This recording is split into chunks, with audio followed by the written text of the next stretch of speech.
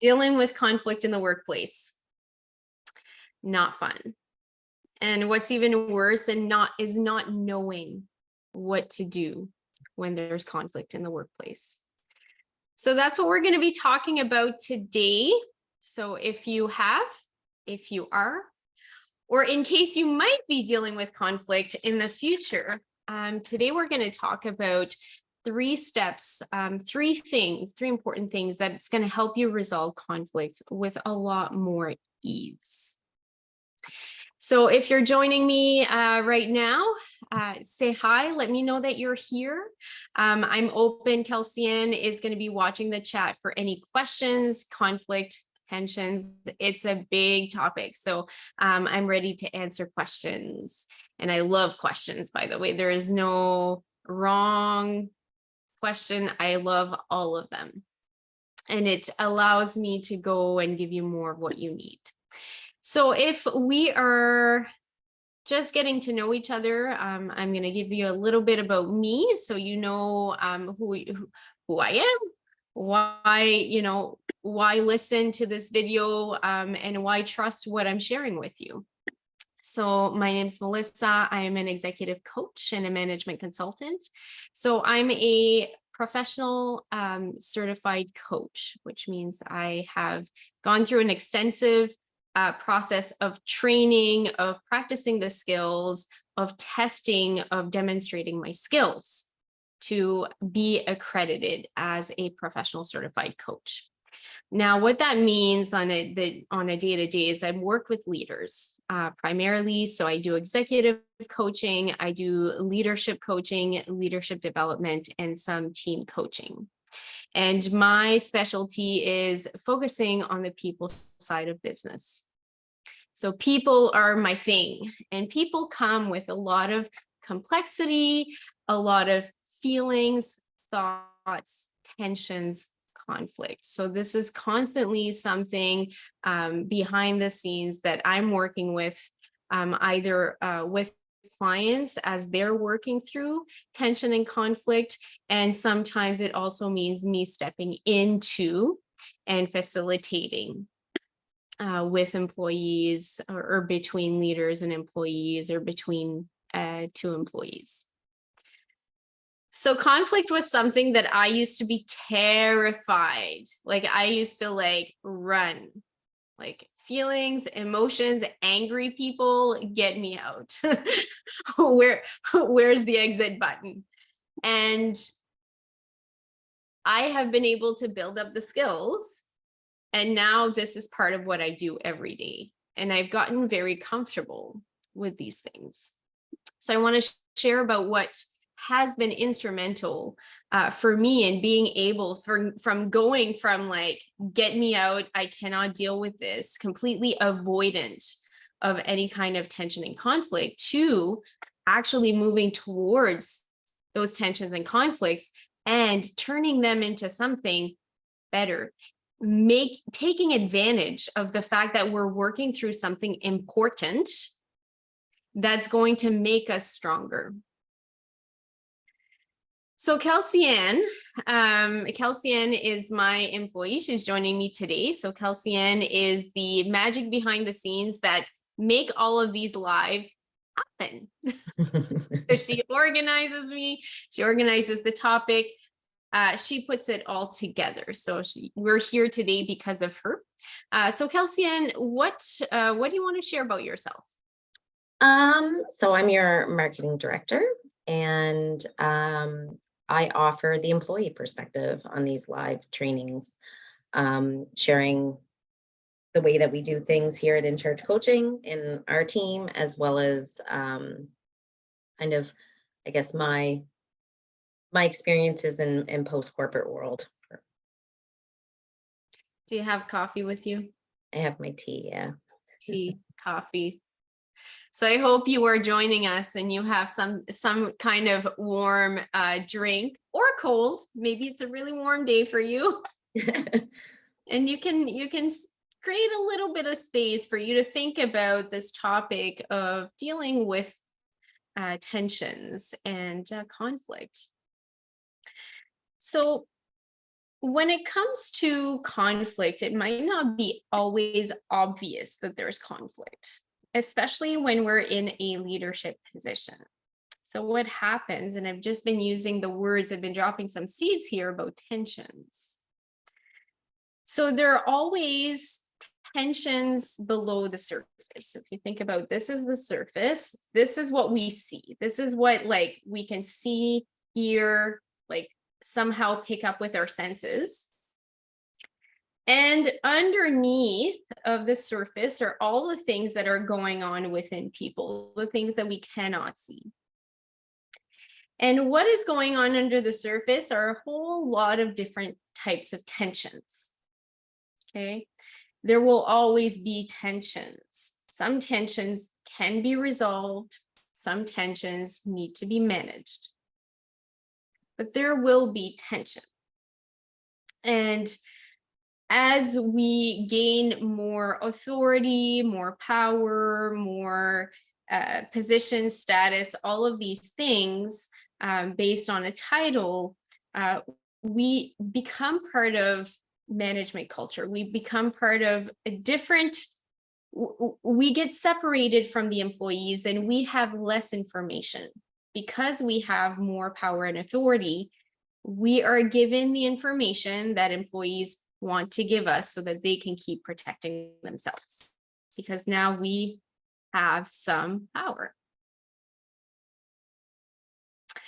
So as we rise in our career, we have less access to information about what goes on below the surface. So we need to be a lot more intentional about going to retrieve that information so that we have a pulse on the tensions that happen beneath the surface. Because when the conflict arises, it's kind of like I see it as like lava under the surface, and all of a sudden you have a volcano. All of a sudden you have a conflict. You're like, what is going on? Sometimes you feel completely taken aback. Like, I did not see that coming. Where is this coming from? Are people like, what are they thinking? And it always happens like at the very worst time, when the pressure is high, when there's a lot of stress, when things are dire, because it creates more pressure on these existing tensions. And now we're dealing with a volcano. So today we're going to be focusing on that volcano, what to do when that has erupted.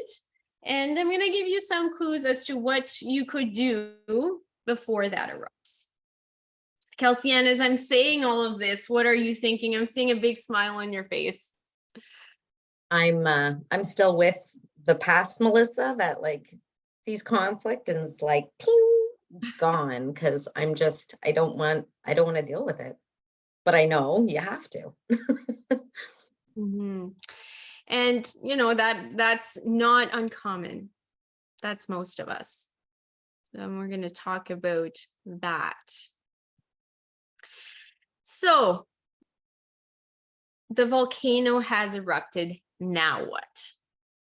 Right? Let's start right there. We're in the middle of this lava mess. There's maybe more than one volcano erupting at once.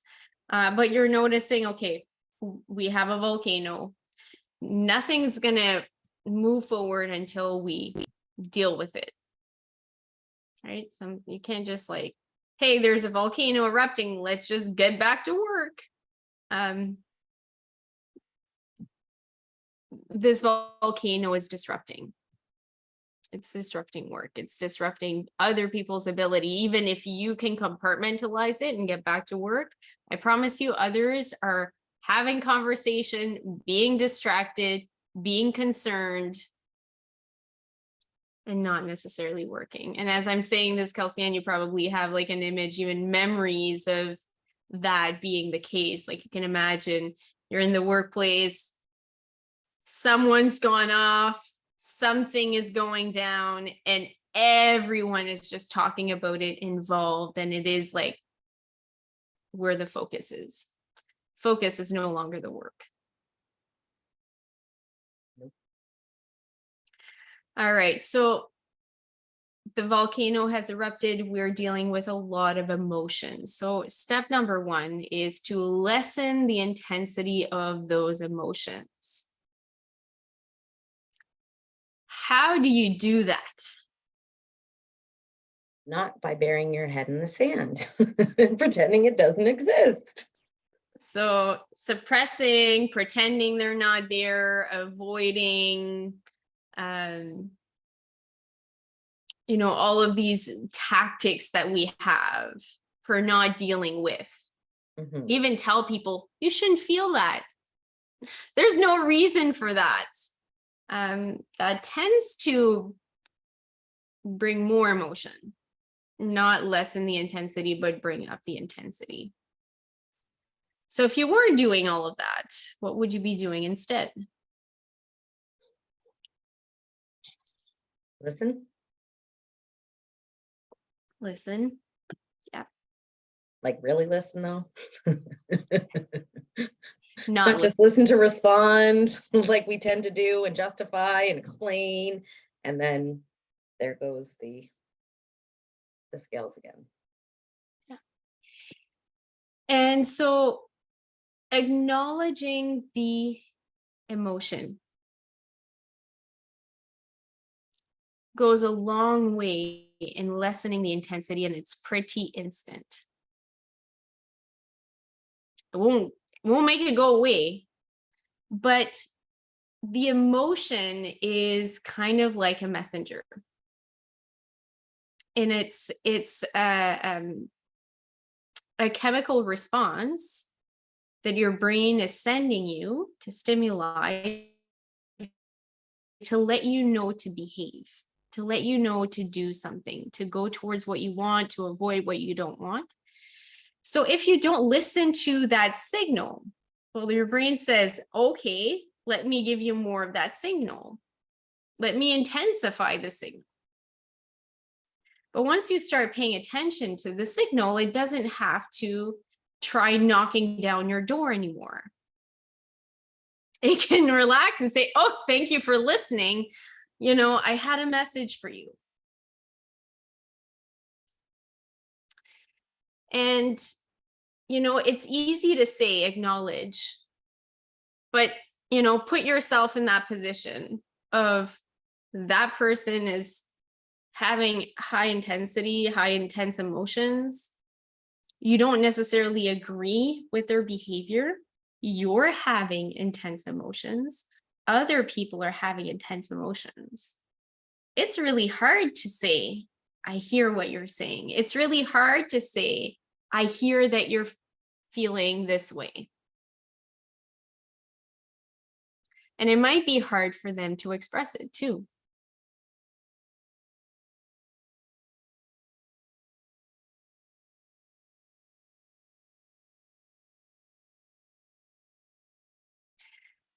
I'm just dramatic pause.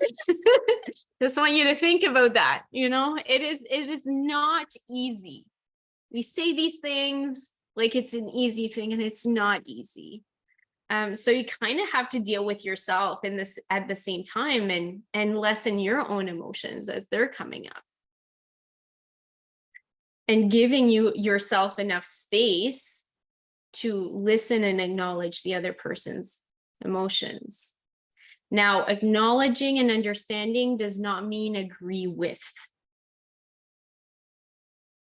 You can completely understand that a person is going through an experience, even if it's not your experience, and even if you don't agree with their behavior. You can say, I recognize that. I know what it's like to feel angry like that.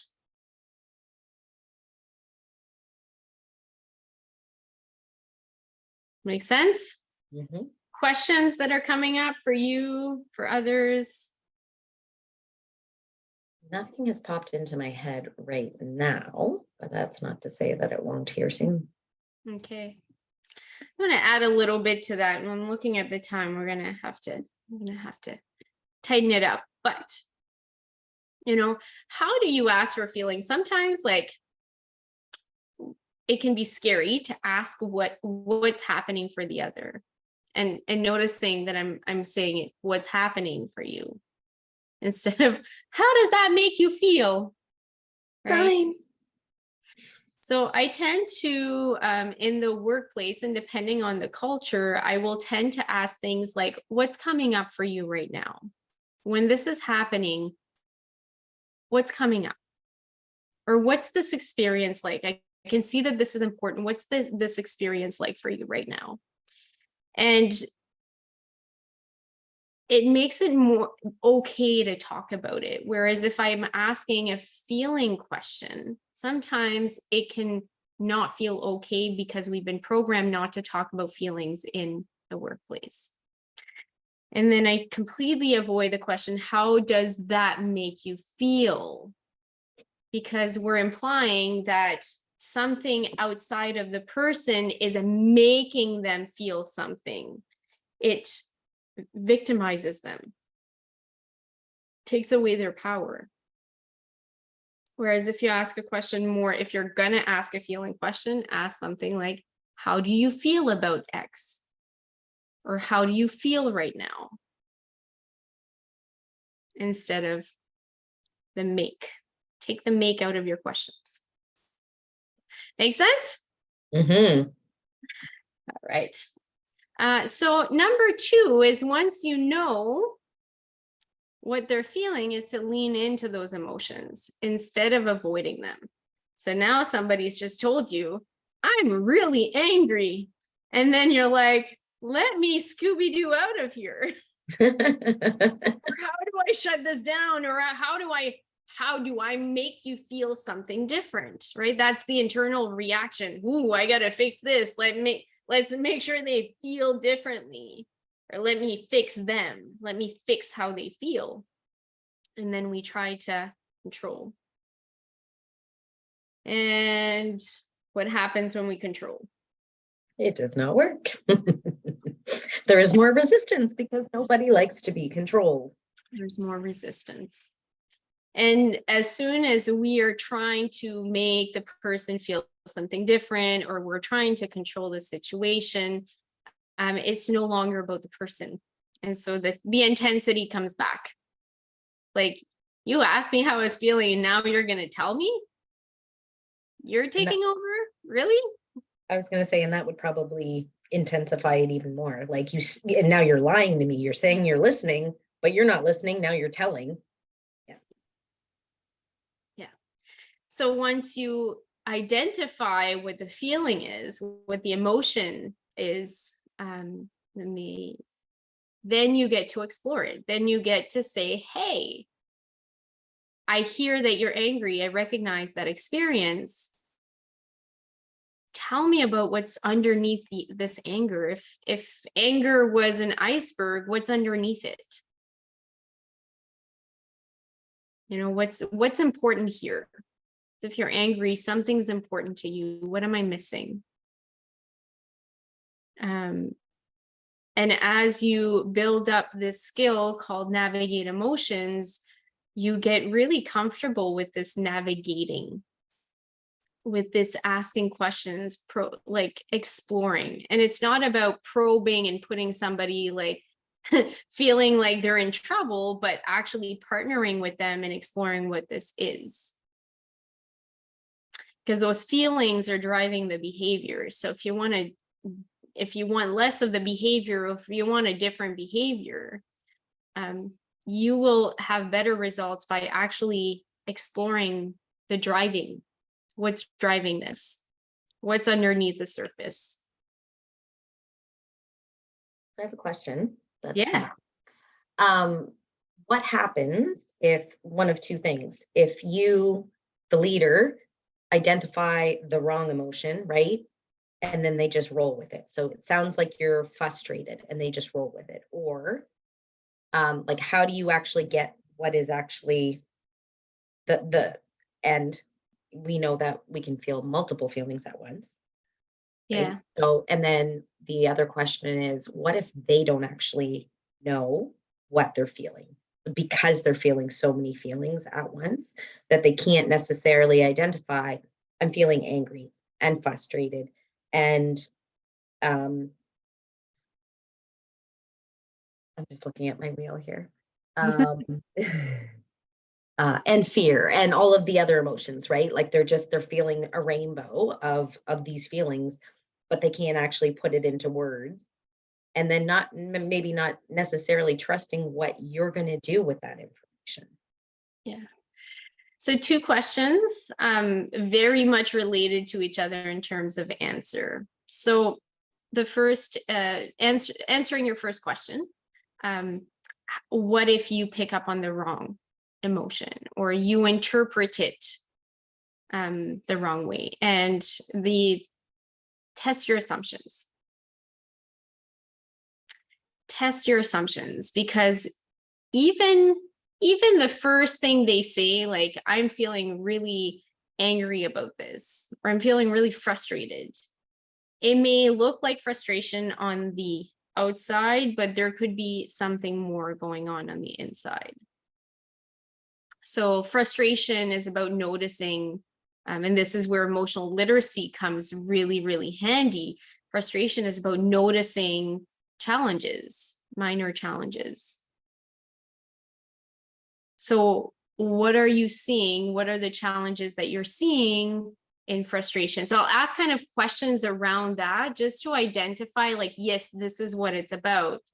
But they might say, no, it's not a challenge. It's that, like, there's a threat. Like, can't you see that this is threatening the way that we're working?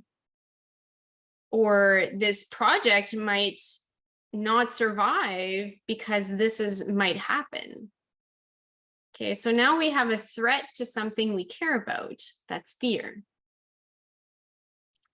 So the conversation, the exploration would be slightly different based on what is so I always test my assumption. If I hear something and they don't have a feeling word attached to it, let's say they're just kind of like talking about, like, oh, I'm feeling so overwhelmed, da, da, da, da, da. I might ask something like, okay, so when you say overwhelmed, is it more like this? Is it more like this? Or is it more like this? So here, or is it something else? So here I'm giving them kind of like scenarios of when they use the term overwhelmed that sometimes can be like a blanket statement. What is overwhelmed really looking like for them? You can ask the question, like an open-ended question. So when you say overwhelmed, can you describe that experience for you?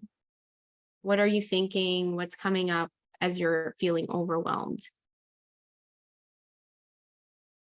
So I kind of will go back and forth between those two, depending on if I ask the open-ended question and they can describe it, then we're good.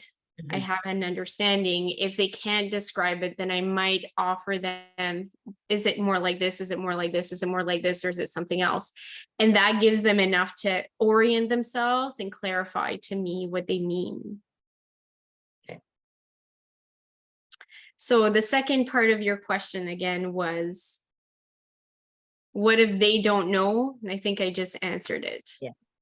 So me having the emotional literacy, me having the ability to navigate emotions, and my empathy, being able to pick up on emotional data. That's what's going to really make the magic here in exploring what's going on underneath the surface. Thank you. More questions? That's good? Yep, that's good. Okay. So number 3 is facilitating trust. So you can go only as deep as you have trust. So it's important that you are aware of the levels of trust that you have between yourself and the other person.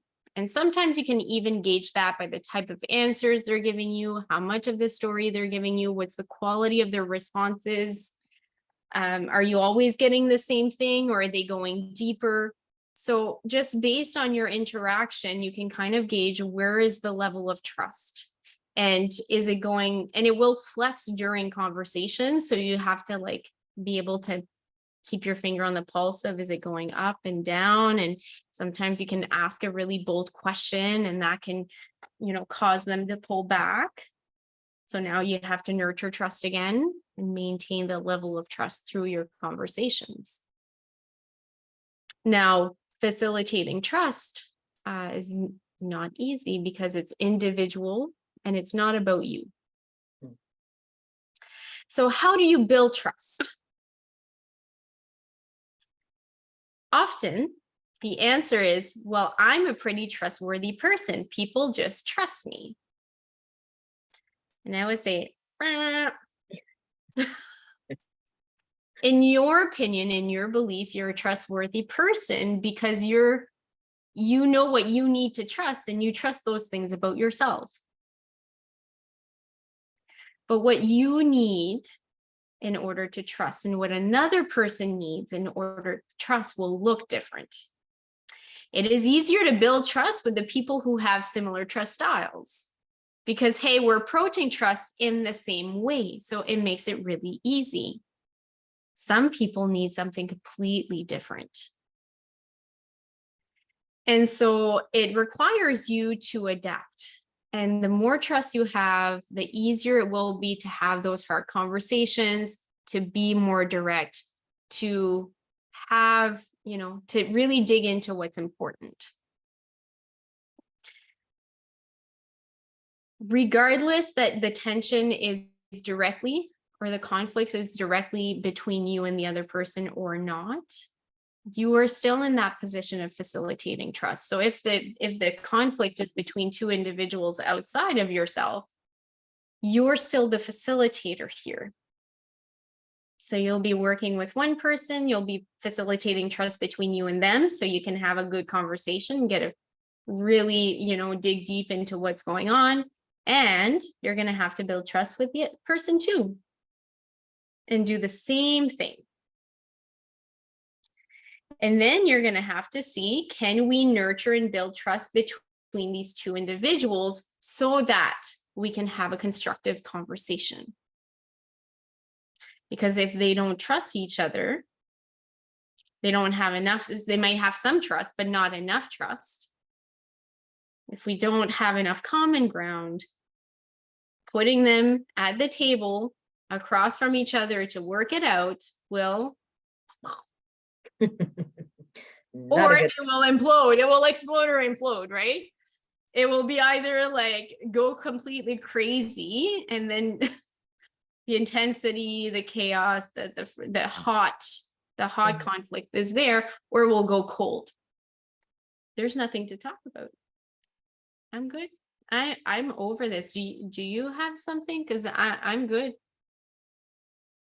And then they walk away and you're like, yes, this is done. No, it's not done. It just went under the surface and it's brewing right there until the next thing happens. And then the volcano could be even bigger. Mm-hmm. So just because it appears to be resolved doesn't mean it's resolved. It could still just go back under the surface. So facilitating trust. What questions are coming up for you, Kelsey Ann?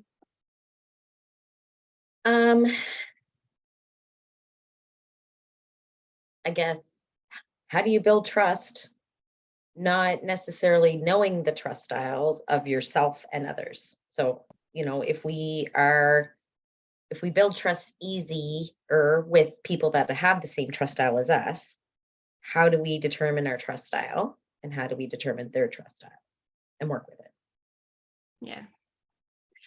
So that's inside out work, and I'm going to try to find a way to answer that in the easiest way possible, something that you can take away from today. So first off, I have a trust program where people work on trust for a period of time, and you're doing your internal work to do exactly that, discover what is your own trust style. What are your shadows, how you build trust, what creates distrust for you. And then you look at how can you adapt your trust style to other people's trust style. In short, I'm always asking myself, what does this person need? What do they need to see? What do they need to hear? What do they need to know? And that answer comes from either asking them the question, what do you need to feel comfortable here? What do you need?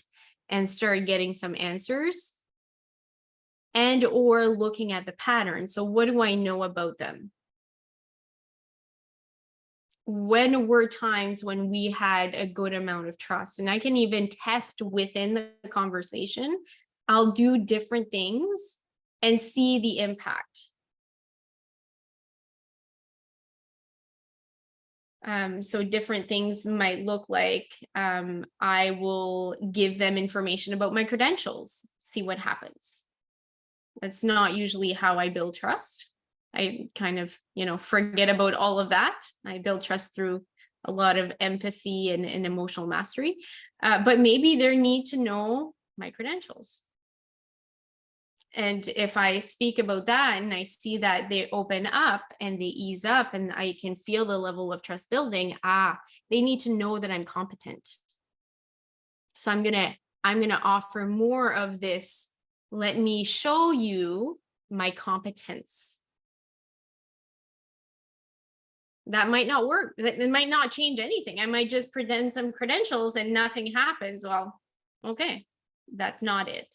Mm-hmm. But I might give them a space for them to really express themselves. And I see the level of trust go up. They really just need someone to hold the space.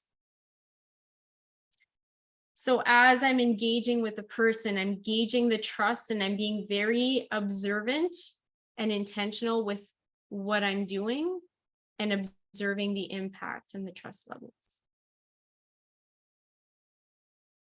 So as I say that, I feel like, ooh, that's like, when you're just starting off, that can be a little tricky because now you're in the conversation, you're tuned into the other person, you're managing yourself, and you're also being the observer. You're being that third person. So that won't just like happen. That's not going to be a natural state. That's something that you practice. Mm-hmm. What have you noticed, Kelsey-Ann, because you're not new to trust building? What have you noticed in yourself in being more aware of your trust style? And how have you been able to be more adaptable to others? Personal question. If you don't want to answer, feel free to tell me to buzz off. It's not that I don't want to answer, it's just I don't necessarily have an answer right now. I think realizing that trust is a feeling has been one of the key points that, and just like everything else, you can't make somebody trust you. Yeah. Right. So, and remembering that when I'm interacting with colleagues, friends, family, community members, what have you. Because I used to be one of the people that were like, oh, I'm just a trustworthy person. Like people just trust me. And this is like everyone. So like if you thought this before watching this video and then you're like, oh my God, I'm one of we were all those people at one point, until you become intentional and you really start digging in and understanding the complexities of trust, because we're led to believe this. Mm-hmm. Mm-hmm. So there is an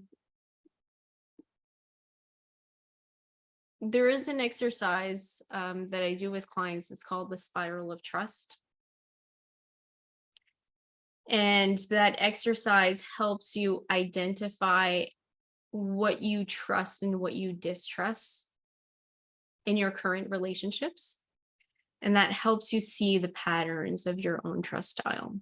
Mm-hmm. Now you've done that exercise. Mm-hmm. And I'm not going to ask you to share. Yeah. I've done that exercise. I'll share for myself. Some of the patterns that I've noticed for me is that I trust people who demonstrate care for others. So I need to hear that you care about other people, or I need to see you doing something. So there's like a compassion, inclusivity, championing others, anything that looks like that goes a really long way with me for building trust. So if you do one small act of generosity or of kindness, you've just deposited $1 million in my trust bank. Control is what creates distrust for me. So if you tell me how I'm feeling, or if you tell me what to do, or if you tell me, if you give me any shoulds, that is enough to like, that's a big withdrawal from our trust bank. The other thing that creates a big withdrawal for me is judgment, judging others and excluding others. So like that opposite of inclusivity, excluding others, making them less than. That is another, that's kind of like, that feels like a betrayal to me. And that might be it for the relationship. Like there might not be, depending on the infraction, that could be a deal breaker completely for me. That could be the end, or it could be something that we can recover from. Like, so betrayals will wipe accounts, and if we're dealing with conflict, there is a high likelihood of a feeling of betrayal or a perception of betrayal.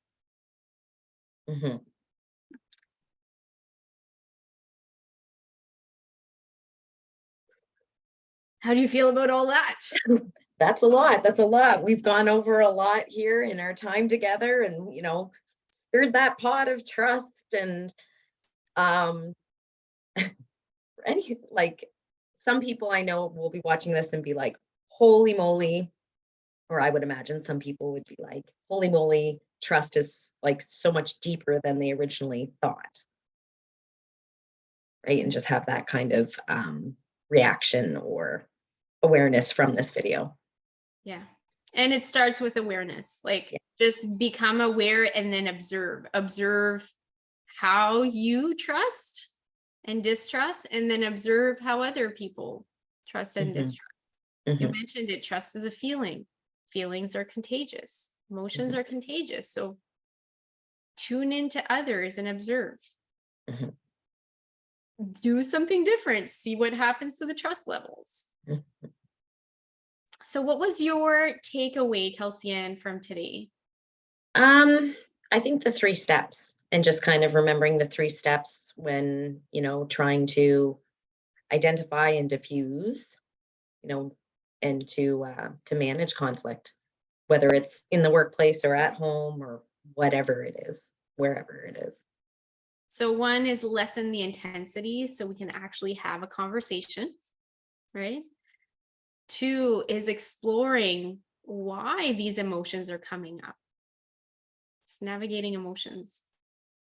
And 3, it's facilitating trust. The more trust you have, the better the communication is going to be. And then we can get to resolving conflict and resolving tensions, right? We'd like that tension under the surface to just like go away if possible. And if not, at least become aware that it's something to maintain. So now you're thinking, how do I have that conversation? Well, I actually have a roadmap. So this is an oldie but a goodie, and I've just kind of updated it a little bit. So if you'd like my roadmap to how to have that conversation, just drop roadmap below. And either myself or Kelsey-Ann will reach out to you to give you access to that roadmap. That's going to show you what to do, what you can do to prepare yourself to have these conversations. and then how to structure your conversation to get a win-win, so that Mhm. you can actually leverage the fact that we are having a conflict, which feels horrible, it's uncomfortable, it's not fun. But how we move through the conflict can actually be something beautiful and strengthening for relationships. Mhm. It can be transformative in a really good way, or it cannot be good at all. So I want to give you a roadmap so that you can make it good Mhm. for yourself and for others. So if you want access to the roadmap, just drop roadmap below, and I will see you next week. Sounds Have a great. great week, everyone. And leave me your nugget. I want to know what you're taking away from this video. What was the little insight, aha, highlight that you can take into today and that you can Mhm. start practicing? Because Mhm. knowing is not enough. The practice is where we see the results. Mhm. Bye, everyone. Bye.